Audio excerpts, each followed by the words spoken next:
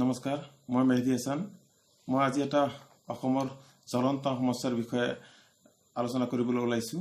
তো সেইটো হ'ল যোৱা 13 ছেপ্টেম্বৰ তাৰিখে নিশা গুৱাহাটীৰ পৰা গলাঝাৰলৈ গৈ থকা অৱস্থাত বাক্সা জিলাৰ গড়েশ্বৰৰ মহুৰিপাৰাত আছু কৰ্মীয়ে একাংশ উদণ্ড আছু কৰ্মীয়ে যে 4জন লোকক বাংলাদেশী সন্দেহত আটক কৰি থানাত গতাই দিয়া কাণ্ড এটা ঘটিছে, যি কাণ্ড নেকি সমগ্ৰ বাক্সা জিলাকে আদি কৰি অসমকে জকাৰি গৈছে। যে যি সময়ত NRC আপডেট হৈ আছে, NRCৰ কাম সম্পূৰ্ণ হ'বলৈ গৈ আছে, য'ত এজনো বিদেশী স্থান পোৱাৰ কথা নাই, তেনেকুৱা এটা সময়ত তেনেকুৱা এটা পৰিস্থিতিতে আছুৱে কিয় এনেকুৱা কাম কৰি আছে, যি কামে নেকি সমাজত বা দেশত এটা বিৰূপ প্ৰতিক্ৰিয়া সৃষ্টি হ'বলৈ গৈ আছে। তো আছু এটা ফালে লক্ষ্য কৰিছে, আচলতে টাৰ্গেট মুছলমান সম্প্ৰদায়কে টাৰ্গেট কৰি লৈছে, অথচ আছুৰ লালন পালনত আছুৰ সান্নিধ্যত আজি অসমখনকে গ্ৰাস কৰিবলৈ ওলাইছে কোন দল সংগঠন। আছুক নিঃশেষ কৰাৰ কাৰণে প্ৰত্যেকটো বিষয়তে আজি যদি উল্লেখ কৰিব লাগে, প্ৰত্যেকটো বিষয়তে প্ৰত্যেকটো বিদ্যালয় মহাবিদ্যালয় প্ৰত্যেকটো ঠাইতেই আছুৰ বৰ্তমান প্ৰধান বাধা হিচাপে কি দেখা দিছে, এইটো আপোনালোকে নিজে শুনি লওক। আছু সজাগ হওক, অন্যথা অসমৰ মাটিৰ পৰা বিলুপ ঘটিব। নিশ্চয় শুনিলে। ABVPৰ যি উত্তাল প্ৰতিবাদ, ডিব্ৰুগড় চহৰত আছুৰ বিৰুদ্ধে যি উত্তাল প্ৰতিবাদ এনেকুৱা এটা পৰ্যায় পাইছে যেন এটা সময়ত আছুৰ বিৰুদ্ধে আঙুলি টোৱা বা আঙুলি উঠাই কথা কোৱাৰ কোনোবাই সাহস কৰিব পৰা নাছিল। আজিৰ দিনত আছুক লৈ এনেকুৱা এটা পৰ্যায় পাইছে যে যিকোনো সময়ত আছুৱে বিভিন্ন আক্ৰমণৰ সন্মুখীন হৈ আহিছে। আৰু আছুৰ ভূমিকা যি দুমুখীয়া চৰিত্ৰ, আছুৰ দুমুখীয়া চৰিত্ৰৰ কাৰণে অনাগত দিনতো আছু ইয়াতকৈ আৰু ভয়াৱহ ঘটনাৰ মুখামুখি হ'ব লাগিব, এনেকুৱা এটা পৰ্যায় অসমত আহি পৰিছে। যি পৰহি যি 4জন লোকক আছুৱে বীৰত্ব দেখুৱাই বীৰ দৰ্পে আটক কৰিছিল, যে আব্দুল কায়েম আলী, লালবৰ আলী, চাহিদ মিয়া আৰু বিমলা বেগম, এই কেইজনক আছুৱে কি উদ্দেশ্যেৰে তেওঁলোকে আটক কৰিলে? তেখেতসকল আচলতে কি অসমৰ হৰ্তাকৰ্তা হ'বলৈ গৈ তেওঁলোকে এইখিনি গুৰুত্ব নিদিলে যে কেবৰ জৰিয়তে বিজেপি চৰকাৰে যে লাখ লাখ হিন্দু শৰণাৰ্থী হিন্দুসকলক অসমৰ নাগৰিকত্ব দিবলৈ ওলাইছে বা আমাৰ দেশৰ নাগৰিকত্ব দিবলৈ ওলাইছে, এই ক্ষেত্ৰত আছুৰ যিখিনি ভূমিকা হ'ব লাগিছিল, আছুৰ যি আন্দোলন হ'ব লাগিছিল, আচলতে সেইখিনি আন্দোলন আছুৱে কৰিব পৰা নাই। ইয়াৰ কাৰণ হ'ল আছুৱে ইতিমধ্যে অসম চৰকাৰ তথা কেন্দ্ৰীয় বিজেপি চৰকাৰৰ ওচৰত তেওঁলোকে নিকা বহিছে, তেওঁলোকে বিবাহত বহিছে, তেওঁলোকে এনেকুৱাকৈ ফচি আছে, তেওঁলোকে এনেকুৱা ঠাইত আছুৱে বিজেপিৰ ঠাইত ভিতৰত সোমাই গৈছে যেন আছুৱে এতিয়া বিজেপি নোহোৱাকৈ, বিজেপি এটা আছুৰ বৰ্তমান হৈছে অক্সিজেনৰ দৰে, যে বিজেপি নোহোৱাকৈ বিজেপিৰ সমৰ্থন, বিজেপিৰ ক্ৰিয়াকলাপ সকলো সমৰ্থন নকৰাকৈ আছুৱে এতিয়া জীয়াই থকাটো অসম্ভৱ হৈ পৰিছে। আৰু যাৰ কাৰণেই আছুৱে বীৰত্ব দেখুৱাবলৈ আজি উঠি পৰি লাগিছে।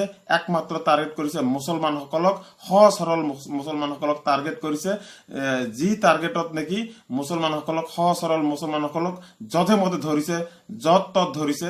এনেকুৱা কাৰ্য যদি অনাগত দিনত চলিয়েই থাকে, ABMCৰ তামুলপুৰ জিলা সমিতিৰ সভাপতি যি ধৰণৰ বক্তব্য দিছে যে অনাগত দিনত অসম তথা গোটেই দেশতে তথা বাক্সা জিলাত তুমুল আন্দোলন তথা যিকোনো কাম বা আছুৰ বিৰুদ্ধে এই আন্দোলনৰ প্ৰতিবাদ কল্পে যে ৰাইজৰ জনজীৱন স্তব্ধ কৰাৰো হুমকি দিছে। শুনক তামুলপুৰ জিলা ABMCৰ সভাপতি টাইছন হুছেইনৰ বক্তব্য। সংখ্যালঘুসকল কোনোদিন অভিভাৱকহীন নহয়। এনেকৈ প্ৰকৃত ভাৰতীয় নাগৰিকক হাৰাশাস্তি যদি অনাগত দিনত কৰা হয়, তেনে তীব্ৰ গণতান্ত্ৰিক আন্দোলনেৰ সমগ্ৰ বাক্সা জিলা কিন্তু আমি ABMC স্তব্ধ কৰি দিবলৈ কিন্তু বাধ্য থাকিম। আছুৱে আচলতে অসমৰ পৰা বিচাৰিছে কি?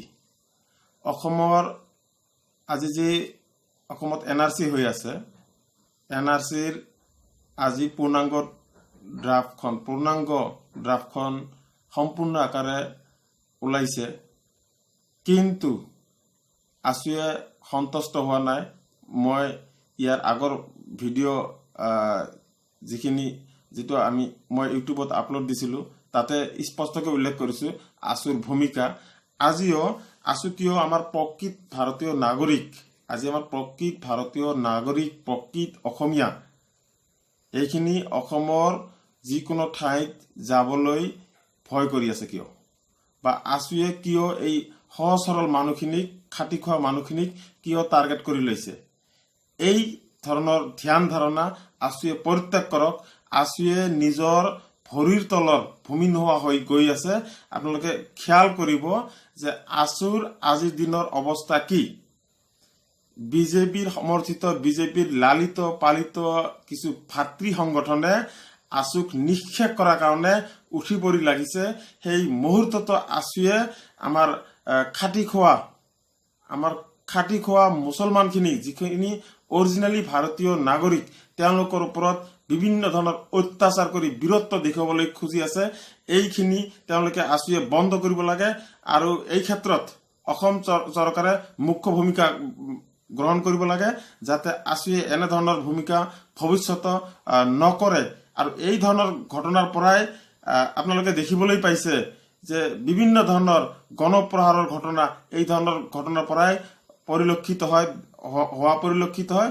গতিকে চৰকাৰে এই ধৰণৰ ঘটনাক যে বিনা দোষত সন্দেহবশত এনেকুৱা বিদেশীৰ নামত বিভিন্নজনক কলংকিত কৰা হয়, অথচ তেওঁলোকে স্বদেশী হয় নে নহয়, সেইখিনি স্বদেশী হোৱা ক্ষেত্ৰতো কিন্তু সেই নিউজখিনি, সেই বাতৰিখিনি কিন্তু পৰৱৰ্তী সময়ত নিউজ আকাৰে বা বাতৰি আকাৰত প্ৰকাশ নাপায়। তাৰ কাৰণে খুব এইটো এটা দুৰ্ভাগ্যজনক ঘটনা।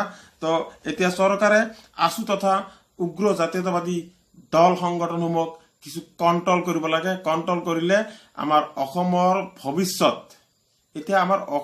ভৱিষ্যত ভাল হ'ব। কাৰণ NRC আপডেট হোৱাৰ পিছত অসমত বিদেশী থকাৰ কোনো কুৱেশ্যনে নাহে। গতিকে অসম চুক্তিৰ আধাৰত যিহেতু NRC আপডেট হৈ আছে, অসম চুক্তিক আমি সমৰ্থন জনাওঁ। অসম চুক্তিৰ কাৰণে আমি যিকোনো বলিদান দিবলৈ এতিয়াও অসমৰ মুছলমান সমাজে সাজু আছে। যে ভাষা আন্দোলনৰ পৰা আৰম্ভ কৰি আজিলৈকে অসমৰ বিভিন্ন ক্ষেত্ৰত মুছলমানখিনিৰ অৱদান নুই কৰিব নোৱাৰি। তো এই ক্ষেত্ৰত এতিয়া আছুৰ কাম হ'ব, যিখিনি অৰিজিনেল ভাৰতীয় নাগৰিক তেওঁলোকক সুৰক্ষা দিয়াৰ ক্ষেত্ৰত আপোনালোকেও মুখ্য ভূমিকা পালন কৰিব লাগিব। আৰু এই ক্ষেত্ৰত যদি দেখা গৈছে যে NRCৰ ক্ষেত্ৰত আপোনালোকে কথা দিছিল যে NRCৰ ক্ষেত্ৰত যিখিনি প্ৰকৃত ভাৰতীয় নাগৰিক NRCৰ পৰা বাদ পৰিব, সেইবিলাকক সহায় কৰিব। আপোনালোকে সহায়ৰ হাত আগবঢ়াওক। এনেকুৱাকৈ ভণ্ডামি কৰিবলৈ এৰি দিয়ক। যিবিলাক আছুৰ নেতৃত্বতে আছুৰ কিছু সতীৰ্থই ভণ্ডামি কৰি আছে, আছুৰ উচ্চ পৰ্যায়ৰ, কেন্দ্ৰীয় পৰ্যায়ৰ বা জিলা পৰ্যায়ৰ লিডাৰবিলাকে সেইবিলাকক কণ্ট্ৰল কৰক। ভৱিষ্যতে সোণৰ অসম গঢ়াৰ কাৰণে এটা সকলোৰে সমিল মিলেৰে আমাৰ শংকৰ আজানৰ দেশ গঢ়াৰ কাৰণে আগবাঢ়ি যাওক।